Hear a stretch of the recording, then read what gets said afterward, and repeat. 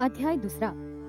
श्री गणेशाय नमः, श्री सरस्वते नमः, श्री गुरुभ्यो नमः। कलयुग में अनीति और अत्याचार फलेगा फूलेगा सारे संसार। असत्य के मार्ग का असर रहेगा इस युग में। मनुष्य होगा अल्पवयीन, बलवान होगा बलहीन, बुद्धि रहेगी लक्ष्यहीन, पथ्य छोड़ कुपथ्य अपनाएगा। आत्मज्ञान को भूला, देह बुद्धि में झूला, ईश्वर साधना को छोड़ चला और बुद्धिहीन हुआ मनुष्य। समाज की यह दशा देखकर नेत्र आते हैं भरकर, आंखें खुली रहकर चुप रहूं कैसे। इसलिए कहता हूँ विनती सिद्धेश्वर, हे निवे गाँव के ईश्वर, प्रेम वर्षा बरसाओ मुझ पर, ज्ञान का वरदान दो मुझे। जिला रत्नागिरी तालुका संगमेश्वर, यहाँ निवे गाँव सुंदर, जहाँ है स्वयंभू सिद्धेश्वर। ये अवतार शिव जी के। मनोरम वन में एकांत, हेमाड़पंथी मंदिर में शांत, बसते हैं चंद्रकांत निसर्गरम्य स्थान में। गहरी घाटियां चारों ओर, वृक्षों से भरे पर्वत हर ओर, पक्षियों की ध्वनि चितचोर निरंतर गूंजे कानों में। ऐसे घने अरण्य में हिंसक प्राणी वास करते, जिसमें अनेक जाति के वानर वन में हमेशा दृष्टिगोचर होते। मंदिर के पृष्ठभाग से निर्मल बहता है निरंतर जल, उसी नदी से सजल लाया गया मंदिर में पानी। 4 दीप स्तंभ खड़े आंगन, रचना जिनकी पुरातन, निर्माण अति मन भावन, इसका वैभव बतलाए। है गौरीपति चंद्रशेखर तुम करुणा के सागर, दिनों के लिए दया सागर कल्पतरु चिंतामणि।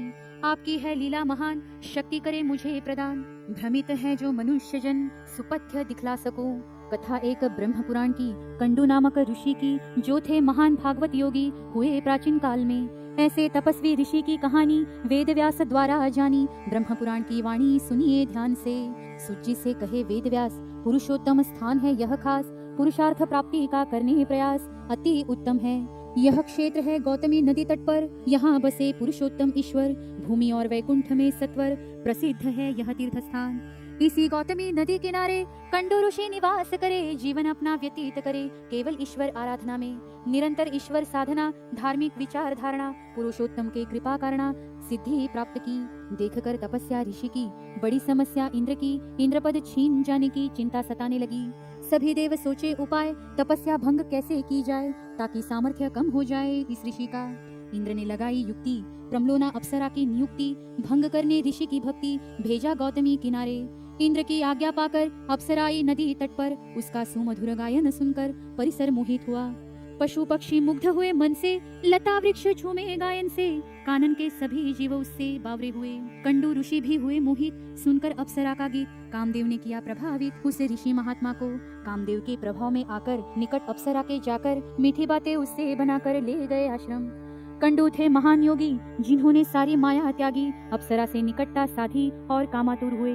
हम तो है सामान्य जन, विवेक बुद्धि का करे हनन, काम क्रोध के जाकर शरण, जीवन क्षण भंगुर करते हैं। काम क्रोध ईर्षा अहंकार, मोह माया ये षड विकार, नहीं चलता इन पर अधिकार, है ये शत्रु मानव के।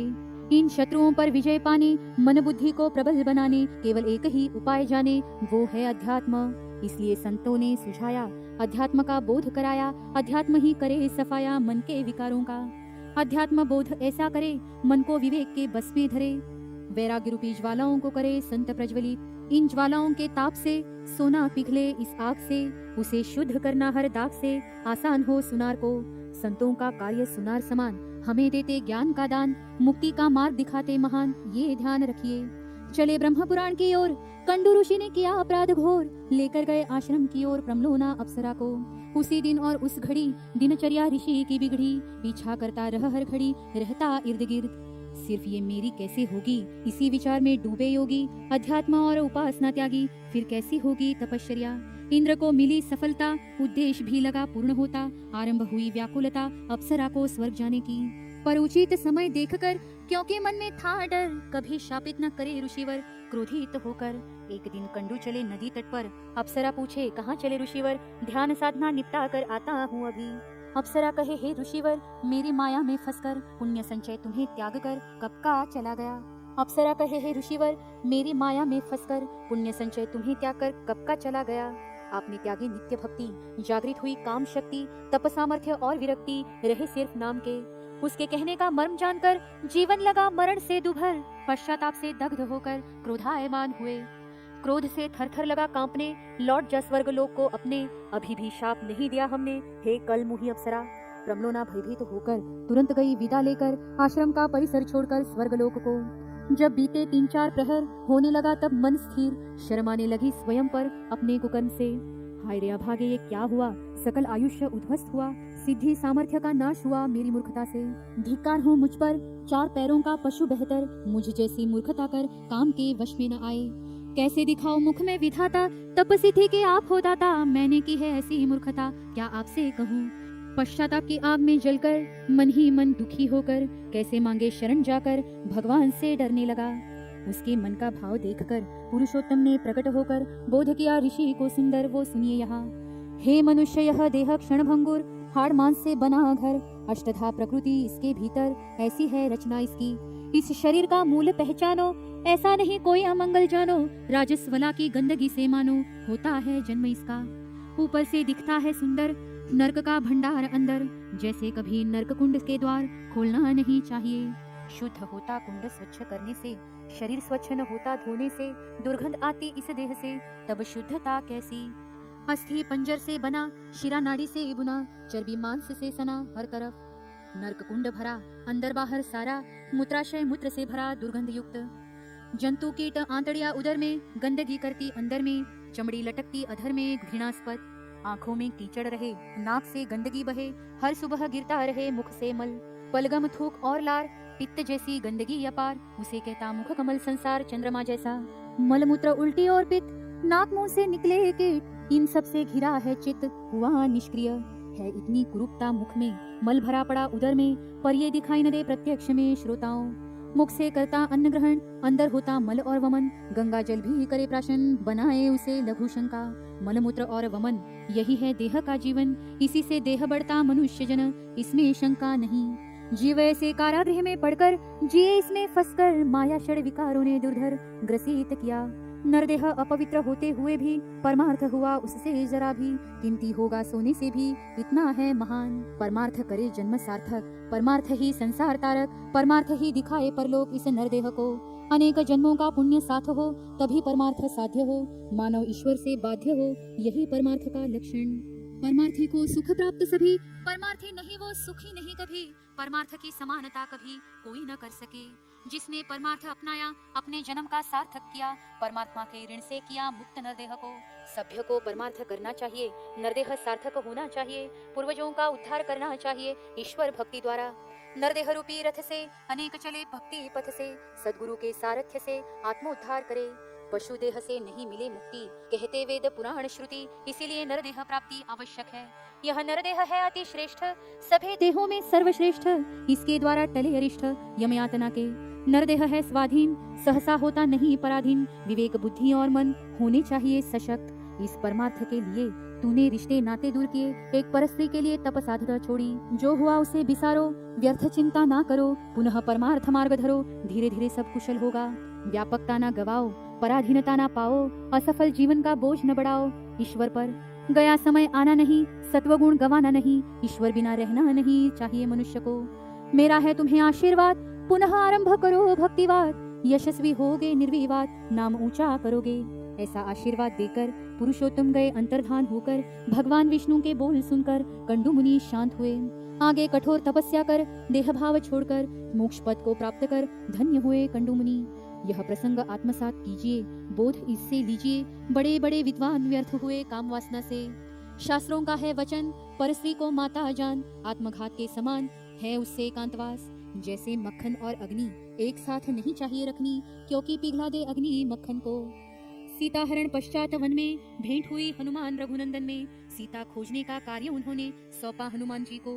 अंजनी सुत पूछे लक्ष्मण से, सीता माता दिखती है कैसे, यहाँ आप बताएं मुझसे, ढूंढना आसान होगा।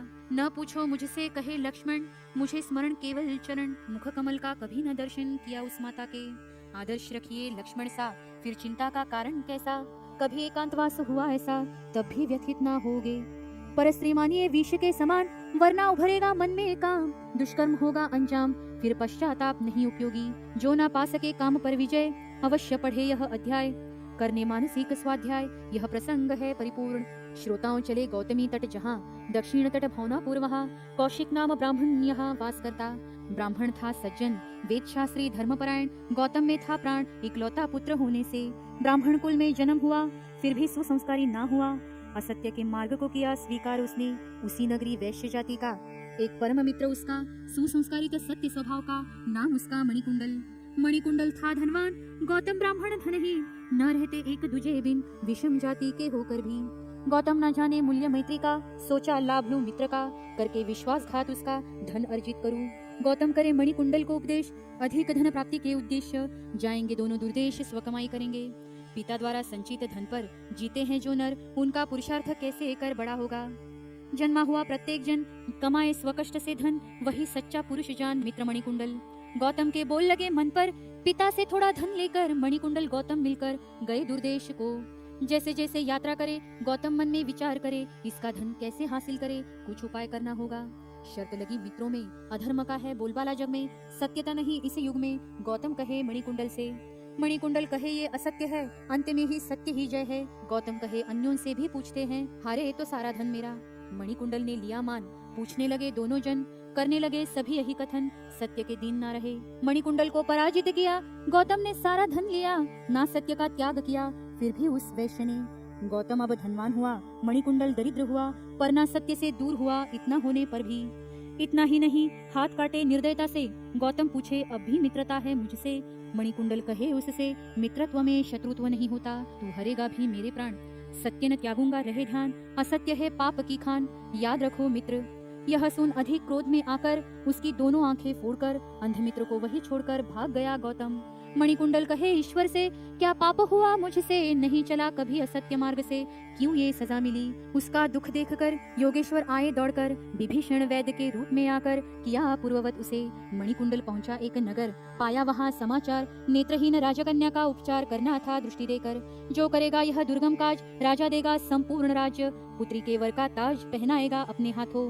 मणिकुंडल विचार करे मन में, राजकन्या राज्य का महत्व नहीं जीवन में, किंतु दृष्टि से रोशनी आए जीवन में तो उत्तम होगा।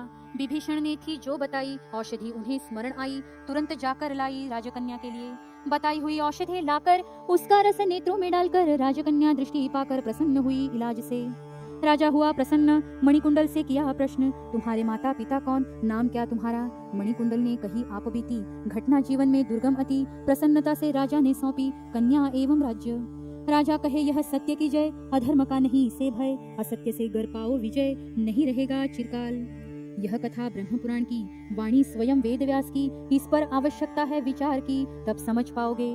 ज्ञानी जन थे इस सतयुग में, रहते सुसज्जन के संग में, असत्य का नहीं वास मन में, और ना ही छल कपट। फिर त्रेता युग आया, कुछ अधर्मी उसमें पाया, असत्य को गले लगाया स्वार्थ के लिए। आगे अधर्मी हुए आधे, जिन्हें किसी का डर न लागे, वेद शास्त्र ग्रंथ के वादे जो न माने। हुआ द्वापर युग ऐसा, भयावह है कलयुग इसमें, शर्म लाज नहीं किसी से इस युग में। हंसी उड़ाते वेद शास्त्रों की, निंदा करते साधु संतों की, बदनामी करते अपने धर्मों की, व्यवहार निधर्मवादियों सा। देवी देवताओं का मान नहीं, पूजा अर्चना का ज्ञान नहीं, कुलाचार कुलाभिमान नहीं, सब त्याग दिया। सन्मार्ग को दूर धकेला, अनीति का प्रचार मैला, इसीलिए बलात्कार भ्रष्टाचार फैला इस युग में। स्वार्थ हेतु हत्याएं करता, न्याय से ना कोई डरता, पैसे को ही सर्वस्व मानता मनुष्य इस युग का। मनुष्य हृदय से क्रूर हुआ, दुर्व्यसनों से घिरा हुआ, माता पिता से दूर हुआ, न माने रिश्ते नाते। पड़ोसी धर्म बना सपना, अनुज भी नहीं अपना, महंगाई की आग में तपना, नहीं है कद्र किसी की। सिफारिशों का कहर अब, गरीब को कौन पूछे तब, बाढ़ ही खाने लगे खेत जब, हाय रे दुर्भाग्य। बुद्धिमान इससे बोध ले, असत्य का त्याग करे, नीति धर्म की रक्षा करे, इसी में है कल्याण। इति नरेंद्र दास द्वारा रचित यह ग्रंथ लीलामृत, वाचक को सुख हो प्राप्त, यही मांगो ईश्वर से। इति द्वितीय अध्याय समाप्त। जगत गुरु नरेंद्राचार्य महाराज की जय। सद्गुरु काड़ सिद्धेश्वर महाराज की जय। संत शिरोमणि गजानन महाराज की जय। आद्य जगत गुरु रामानंदाचार्य महाराज की जय। सियावर रामचंद्र की जय। परम पूज्य कानिफनाथ महाराज की जय।